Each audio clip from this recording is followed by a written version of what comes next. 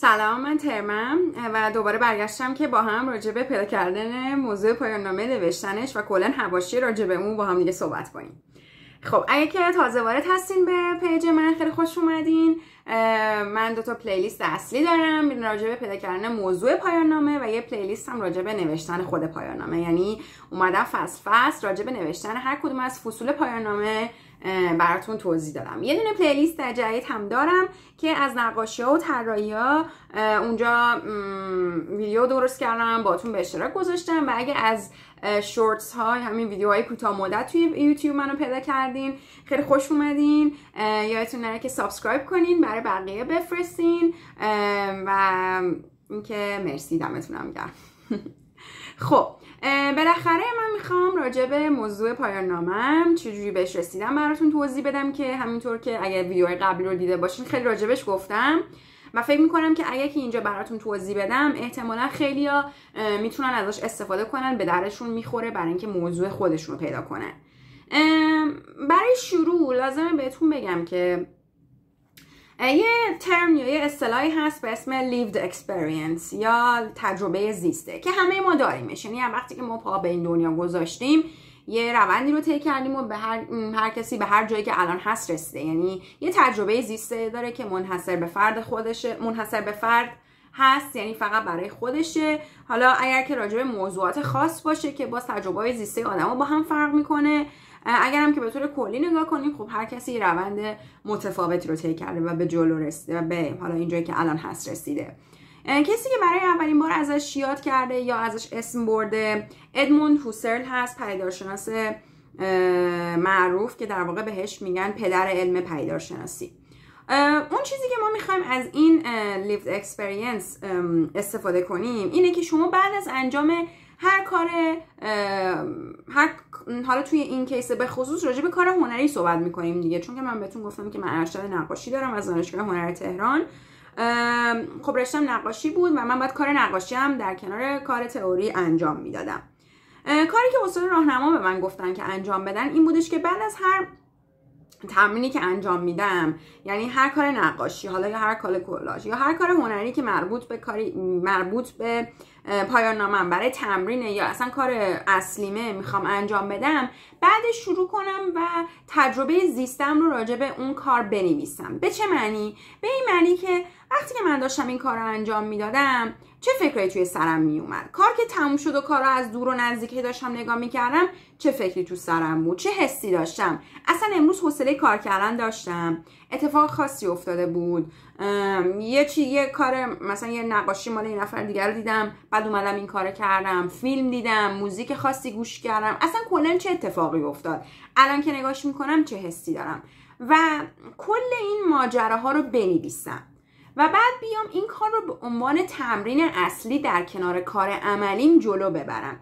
یعنی من اگه هر روز قرار نقاشی بکشم، بعد از انجام هر کدومشون که به نظر من اون کار تموم شده است باید بیام و بنویسم که چه اتفاقی افتاد، چه تجربه زیسته‌ای داشتم. بعد رفته رفته این تجربه‌های زیسته روی هم جمع میشه. بعد از یه مدت طولانی که شما برای کار حالا پایان نامه‌تون میخواین کار عملی هم ارائه بدین دیگه و حالا براش یه مسیر رو دارین، یه روندی دارین، اصلا یه موضوعی تو ذهنتون هستش، شاید هم اصلا نیستش یا همینطوری فقط دارین تمرین میکنین. بعد که این تجربه زیسته رو میخونین قطعاً به یه سری کلمات، یه سری ارجاعات، یه سری اصطلاحات یا یه سری موضوعاتی میرسین که تکراریه. یعنی مثلا برای من موضوع مکان خیلی بولد و خیلی ویژه بود. یعنی آره رفتم فلانجا اینجور حس رو داشتم، موزه هنرهای معاصر برای من همچین حسی داره، من این ساختمون رو میبینم فلانجا یادم میاد یا اینجا میرم فلانجا یادم میاد، باز دوباره مثلا موزه هنرهای معاصر فلان بیسار. برای من مکان به خصوص موزه هنرهای معاصر تهران و کلا کافه ها خیلی برام جذابیت دارن و من کم کم این رو توی این نوشته هایی که بعد از انجام کار عملیم می نوشتم پیداشون کردم. همیشه که دوست داشتم ولی خب هیچ وقت فکر نمی کردم که مثلا مکان اینقدر میتونه روی من تاثیر داشته باشه یا یه چیزی باشه که من هی اینقدر بهش فکر کنم یا توی کار عملی من توی نقاشیام هی خودشون نشون بده.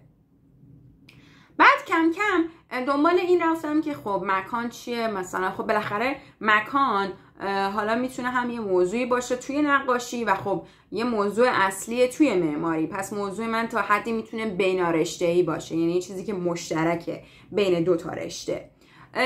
و پدیدارشناسی از این جهت بهم کمک کرد، به خاطر اینکه خب این تجربه زیسته از پدیدارشناسی میاد و اینکه شما وقتی با دید پدیدارشناسی به یه چیزی نگاه میکنی خیلی عمقی واردش میشی و انگار که اون موضوع رو اصلا میای از یک بعد دیگه، از بعد خیلی خیلی بنیادی مورد بررسی قرارش میدی و اصلا یه نگاه دیگه ای بهش داری.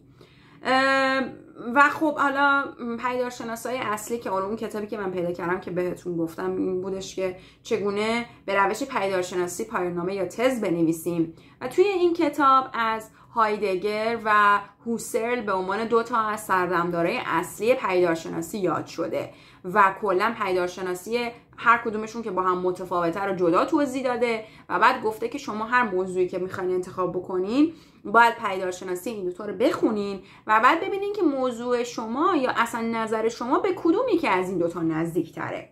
خب من هایدگر رو انتخاب کردم به خاطر اینکه هوسرل معتقده که شما اگه که میخوای با ایده پدیدارشناسی به یه موضوع نگاه کنی، یعنی اگه محقق پدیدارشناسی باشی، باید به طور کلی خودتو از اون موضوع، اون کسی که تجربهش کرده حذف کنی و فقط نظر اونو، فقط پدیده رو مورد بررسی قرار بدی.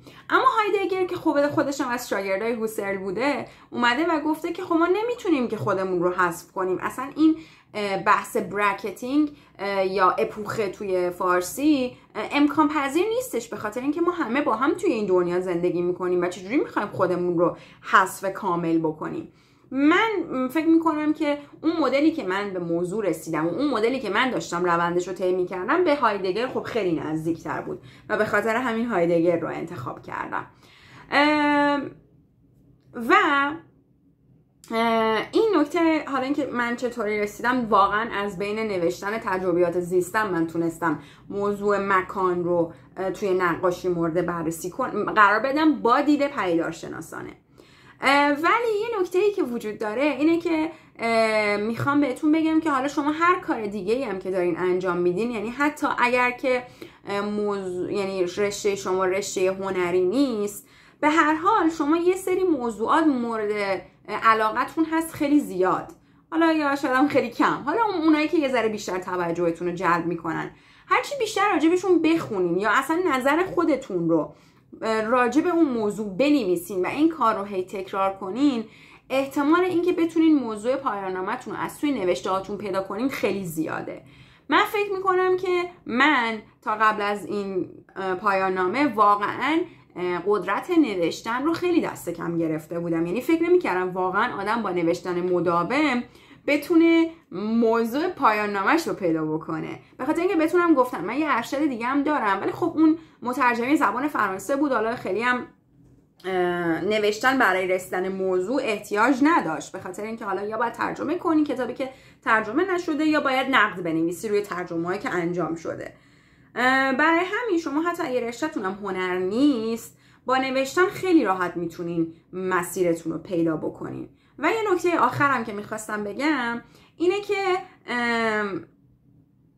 متاسفانه که آدم همه تحقیقا و همه نوشته ها رو نمیتونه بخونه، ولی سعی کنین که خیلی کلی‌تر به موضوع نگاه کنین و واقعا کسایی که حالا خیلی هم معروفن، خیلی هم نظریات مهم دارن، کارهای اونا رو ببینین، به خاطر اینکه اونا علاوه بر اینکه به موضوع اولیه شما نقش میده، مسیرتون رو راحت‌تر مشخص میکنه. مثلا من بعدن که تموم شد تقریبا پایان نامم و دیگه داشتم میرفتم درخواست دفاع بدم و همینطوری داشتم بیشتر میخوندم و چک میکردم، متوجه شدم که مثلا یه پدیدارشناس، حالا یا معمار پدیدارشناس، الان شک کردم، خلاصه یه فیلسوف و یه دانشمند بزرگ، یه فیلسوف که اسمش یوهانی پالاسماه و اون کسی بوده که اومده راجبه حالا مکان و اینکه چرا مثلا خونه های قدیمی اینقدر حس خوبی در ما ایجاد میکنن، اون اومده خیلی مفصل راجبش صحبت کرده.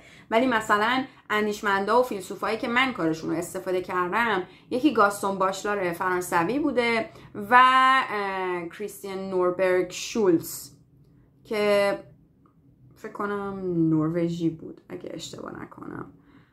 و خب این خیلی مهمه که شما اول بریم کار اونی که از همه معروف تره و دقیقا همون چیزی که شما میخواین رو مورد بررسی قرار داره رو بخونین و ازش استفاده بکنین.